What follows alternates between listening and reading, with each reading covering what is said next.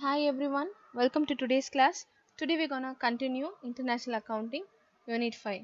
Okay, and the next topic in IFRS is difference between IFRS and GAAP accounting.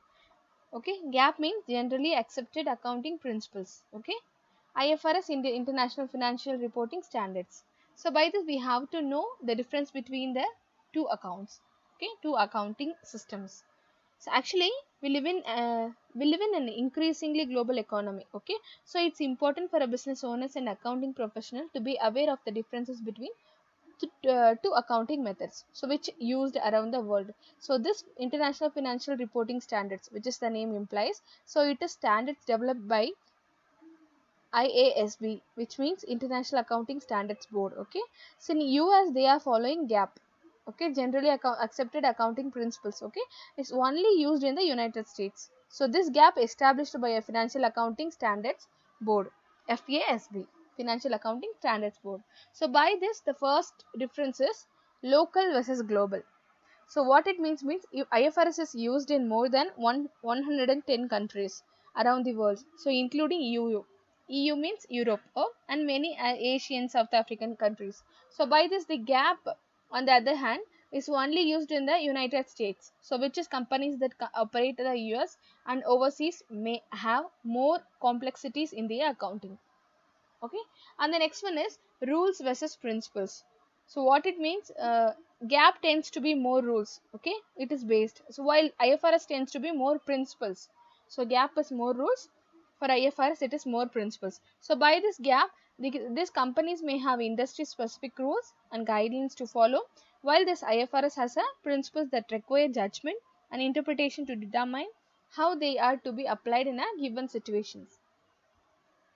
So by this, however, this convergence project based on FASB and IASB, okay, which have resulted in a new gap and IFRS standards. So by this, that share more similarities than a differences. So for example, the recent gap standard, okay, for revenue for a contracts with the customers. So by auditing update ASU, auditing standards update. So by this 2014 to 9, okay. So on this and corresponding IFRS standards, this IFRS 15 share a common principle based approaches. So basically for the second one, rules versus principles. So rules versus principles means this gap tends to gap follows more rules, but this IFRS follows more principles. For a local and global means this IFRS have a globally, and this gap is for only local. And the next one is inventory methods.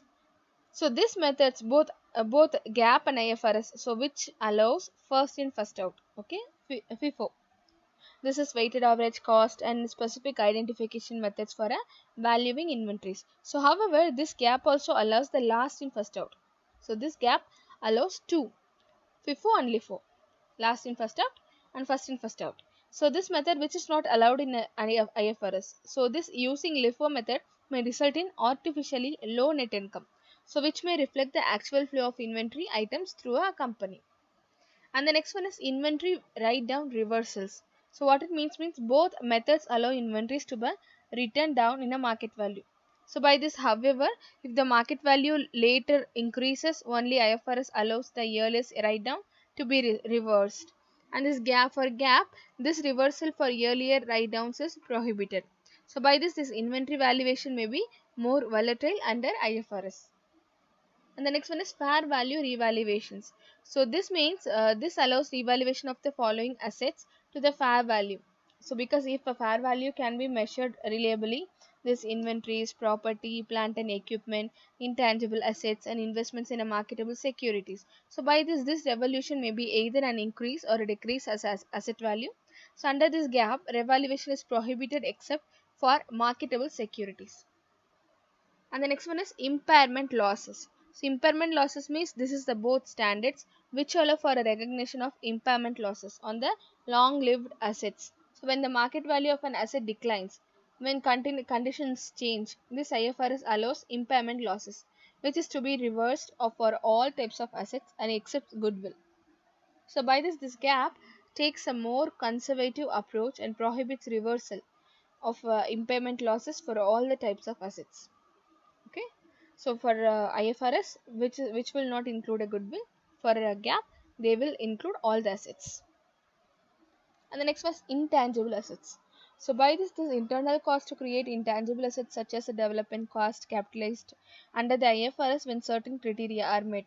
So these criteria include consideration of the future economic benefits. So by this under GAAP, this development costs are expensed as incurred. So with the exception of internally developed software. For this software that will be used externally, so which is the cost or capitalized once technological feasibility has been demonstrated. So if the software will only be used internally, this gap requires capitalization only during the development stage. So this IFRS has no specific guidance for softwares. And the next one is fixed assets.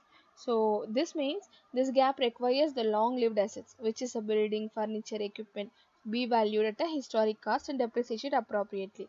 So under this IFRS, these same assets, so which are initially valued at a cost but can later be revalued up and down to the market value. So any separate components of an assets with a different useful lives are required to be depreciated separately under IFRS. So this is the gap which allows for component depreciation, but it is not required. And the next one is investment property. So which it means this include a distinct category of investment property. So which is defined as a property which is held for rental income or a capital appreciation. So this investment property which is initially measured at a cost which can be subsequently revalued and market value. So by this gap has no such separate categories. And then last one is lease accounting. So while approaches of a GAAP and IFRS share a common framework, there are a few notable differences. Which has a minuses exceptions, which allows to exclude leases for low valued assets. So while this GAAP has no such exceptions, this standard includes leases for some kinds of intangible assets. So while GAAP categorically exclude leases of an intangible assets, which are more the scope of the lease accounting standards. So by this understanding these differences, this IFRS and GAAP accounting is an essential for business owners operating internationally. So, and these investors and other stakeholders need to be aware of these differences so they can correctly interpret and for the financial under either standards. And the next one is, so what is IFRS versus US GAAP? So actually, before we gonna see the difference means before we saw the difference, before that we have to know what is IFRS and US GAAP. Okay, so by this is versus means this refers to accounting standards which has a principles to the countries in the world of a financial reporting. So more than 110 countries you follow the international financial reporting standards, so which encourage uniformity in preparation of financial statements.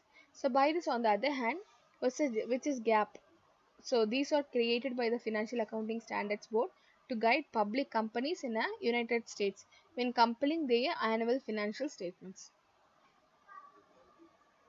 So by this the definition of a terms, so which means for IFRS and a GAAP, okay, for the both definition for IFRS, so it is a set of standard which is developed by International Accounting Standards Board. So this IFRS governs how companies around the world prepare their financial statements. Unlike the GAAP, IFRS does not dictate exactly how the financial statement should be prepared, but only provides guidelines that harmonize the standards and make the accounting process uniform across the world. So for the both individual and corporate investors, they can analyze the financial statements of the company and make an informed decisions. So whether or not to invest in a company, the IFRS are used in a European Union, by the South America, and in some parts in Asia and Africa. And the next one is a gap. So for gap is a set of principles same that companies in the United States must follow when preparing their annual financial statements. So the measures that an authoritative approach to the accounting process so that there will be minimal or no inconsistency exchange commission, so which enable investors to make cross comparison of financial statements of various publicly traded companies in order to make an educated decision regarding investments. Okay, excuse me.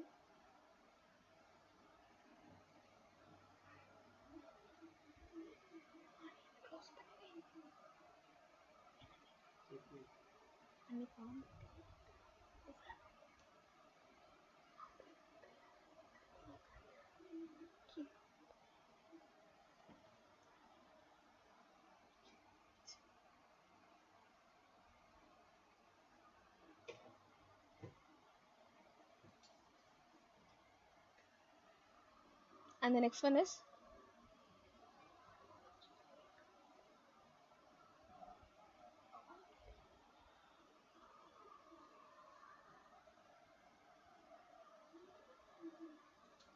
so key differences between the IFRS and US GAAP. We already seen the differences between the IFRS and US GAAP. Based on this, we used to see the key differences. Okay, so under this first one is treatment of inventory. So what it means, one of the key differences between these two accounting standards is the accounting method for an inventory cost. So by IFRS, there is no LIFO. Okay, LIFO method of calculating inventory is not allowed, while the GAAP either the LIFO or FIFO.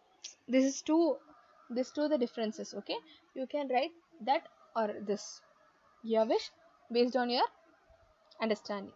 Okay, and the next one is intangibles. So we already seen the for IFRS they will not include a goodwill intangible. Okay, but in by GAAP they will include all the assets for a rules and principles.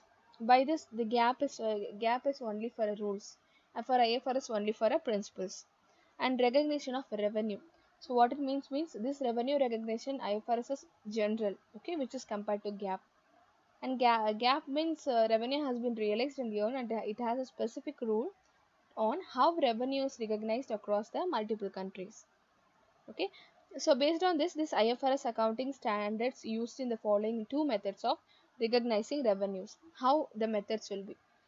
So the first one is recognize revenue as a cost that can be recovered during the reporting period.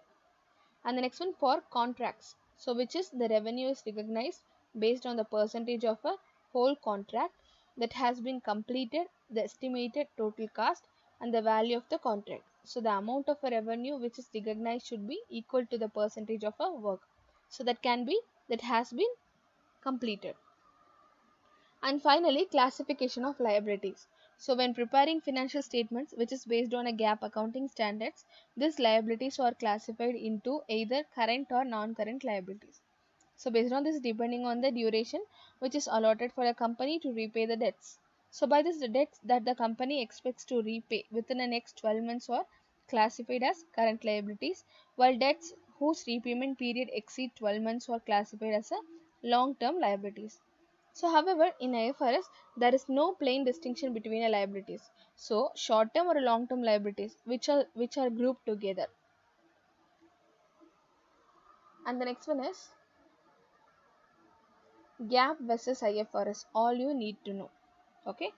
So this is initially many countries developed their own accounting standards. So all these standards were indifferent from others in the way of each had a different approaches, which is such as tax oriented, principle based, business oriented, rules based, and more. So however, with the globalization, the need was felt to unify all different standards after the 90s. So there were two dominant standards, which is GAAP and IFRS.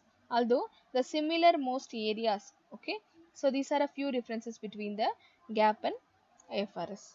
And the importance of GAAP versus IFRS. So this generally accepted accounting principles are international, this GAAP and IFRS, which are two primary accounting framework in the world currently, because both the accounting framework are ethical, okay, which is set at ethical standards and accepted guidelines for a financial accounting. So by this, which also they lay down the rules, procedures, and conventions for accepted accounting practices. By this, any company that wants to do business globally, which included the US, must understand the differences between the two, so which is IASB and IFRS.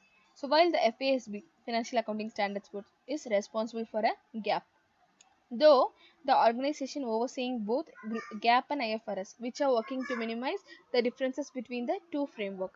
So there are still a few differences between GAAP and IFRS, which is used to better understand the two standards. So it is important to understand the difference between the GAAP and IFRS. And the next one is a global appeal. So this gap is primarily in a use in the United States and has a different set of rules and regulations than IFRS. So which is International Financial Reporting Standards on the other hand, which is followed by over 110 countries and which has a global appeal. So by this the companies that expand internationally prefer to keep their book as per IFRS. So which makes it easier for the organization and the shareholders to understand and compare the financial statements. And the next one is a principle based versus rule based. These all we already know. Principle based is mainly on IFRS. This is rule based on mainly on what? Gap. Okay. The next one is valuing fixed assets. So as per a gap, the intangible assets, the same thing which has repeated. Okay, you can read and go through that. And after that, earning per share (EPS). Okay, so by this, while calculating this earnings per share under IFRS, the company does not average the individual interim period calculations. Okay, so under this gap, however, the calculation takes into account averages of a individual interim period. So this is inventory reversal, which is one major differences between a gap and IFRS. So by this right on the reversal treatment means if the market value of an asset increase, the company cannot reverse the amount of a write down. So on the other hand, under IFRS, if a company can reverse the amount of write down, we can say that gap is conservative when it comes to the inventory reversal and refrains from reflecting any positive changes in a marketplaces. And the next one is development cost. So under this development, which are the gap. Okay, gap, the company charges all the development cost to the expenses as when the company incurs it, but in IFRS allows some of these costs to be capitalized and amortized over the multiple periods. So by this, gap treatment might be conservative while IFRS treatment might be too aggressive in allowing deferment of a cost that should have been charged to the expenses at the time when they are incurred. And the next one is classification of liabilities. So by this gap requires splitting the current liabilities into two categories. The first one is a current, second one is non-current liabilities. So based on this current liabilities are those that the company can settle within 12 months. Okay, non-current liabilities which are not settled within 12 months, more than the 12 months. So this IFRS does not make any such classification of liabilities, and the company consider all debts as a non-current in the balance sheet. Non-current means it's more than 12 months. Okay, and the next one is income statements. So under this gap, a company shows extraordinary of unusual items, which is below the net income section of the income statement. So under this IFRS, such items come into the income statements. And the next one is consolidation. So this gap prefers a risk at a rewards models, while IFRS in favor of a control model. So therefore, a business entities that may be consolidated under the gap may be shown down separately in IFRS. Okay, so both GAAP and IFRS have been running for the decades. Therefore, it is no surprise that experts are in a discussion to cover the guidelines and principles of a two. So, making it simpler for the world to understand and follow the basic set of guidelines. So, this work towards convergence is ongoing for the past many years and still requires a lot of efforts as is evident from the differences above. So, some experts, however, are not in a favor of convergence. To make a universal rule, they are of a view that both GAAP and IFRS should focus on improving their own standard rather than worrying about convergence. So by this, US GAAP stands for, excuse me. Mm. So by this, US GAAP stands for US Generally Accepted Accounting Principles and is an accounting standard implemented in the US standard. So by this, which is standard used in United States alone, it is a rule-based principle and this allows little allowances for adjustment and exceptions.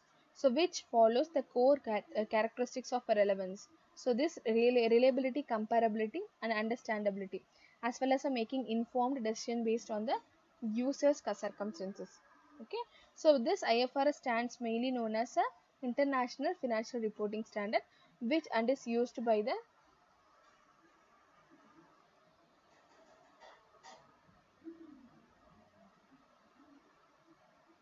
which is used by its relevance items from the fact that is currently used in 110 countries. Unlikely this US capital principle based can be adjusted based on the different interpretation. So it does not take under circumstance into the account but uses overall the patterns to adjust.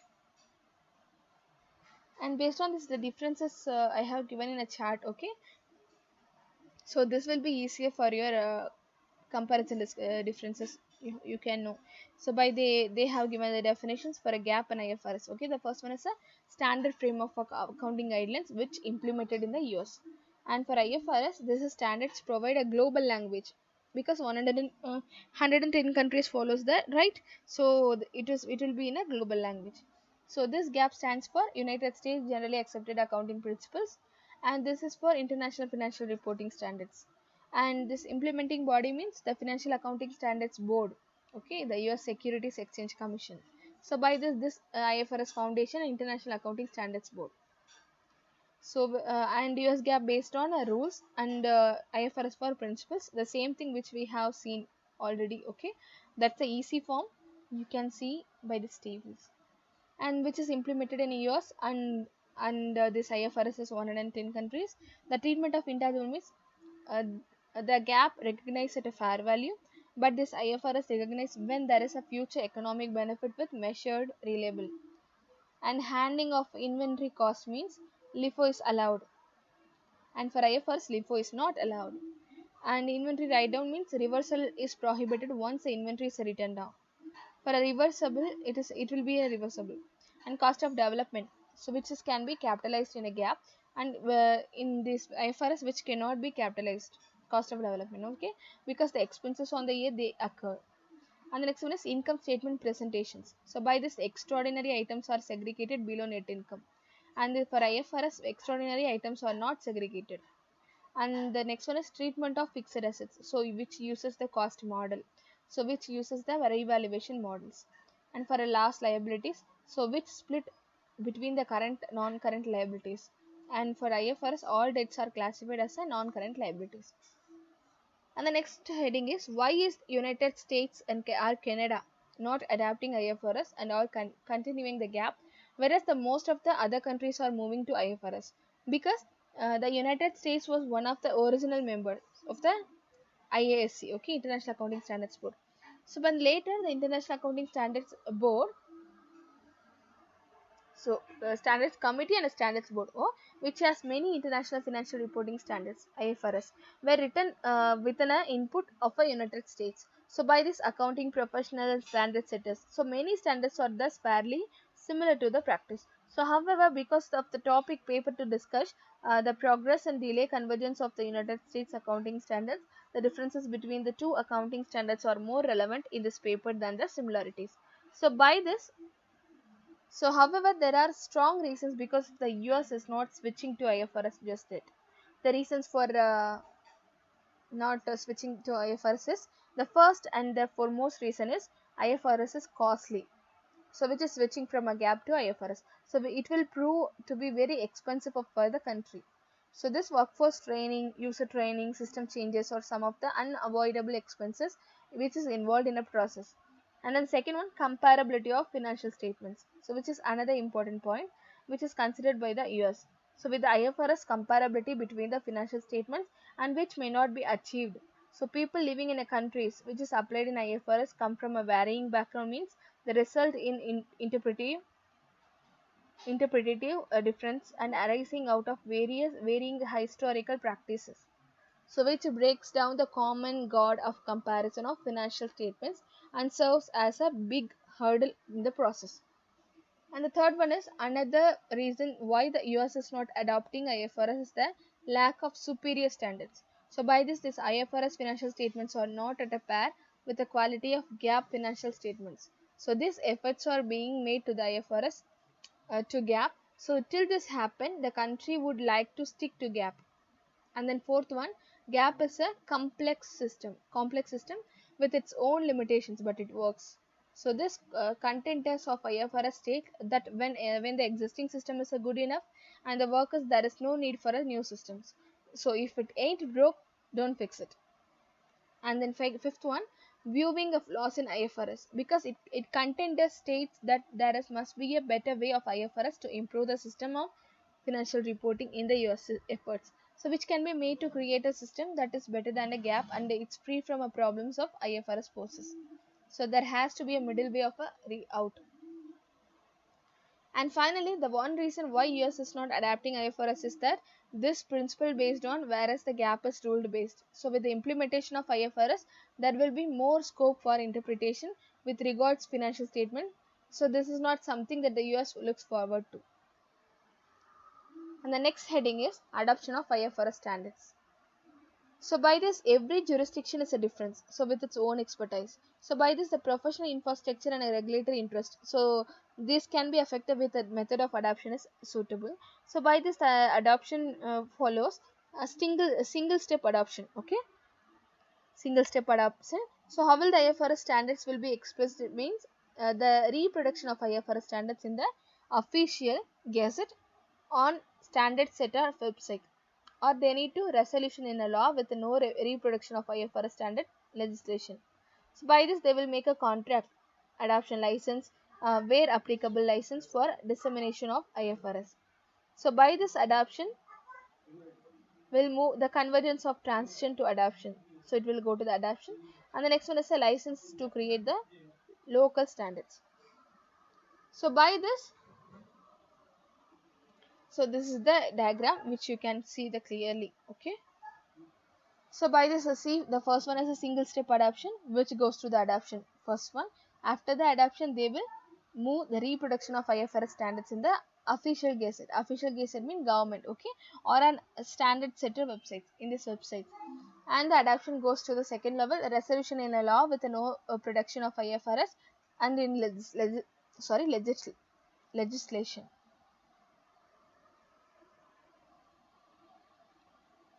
And this reproduction of IFRS standards in the official gazette or this website goes to the adoption license. So by this they will get the adoption license as a contract based.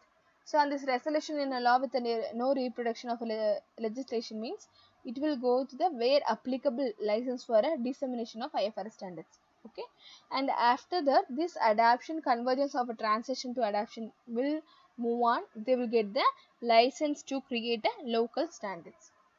Okay, by this they will make a IFRS standards to their organizations. So by this class is over. We'll meet you all in next class with the next topic. Take care. Thank you.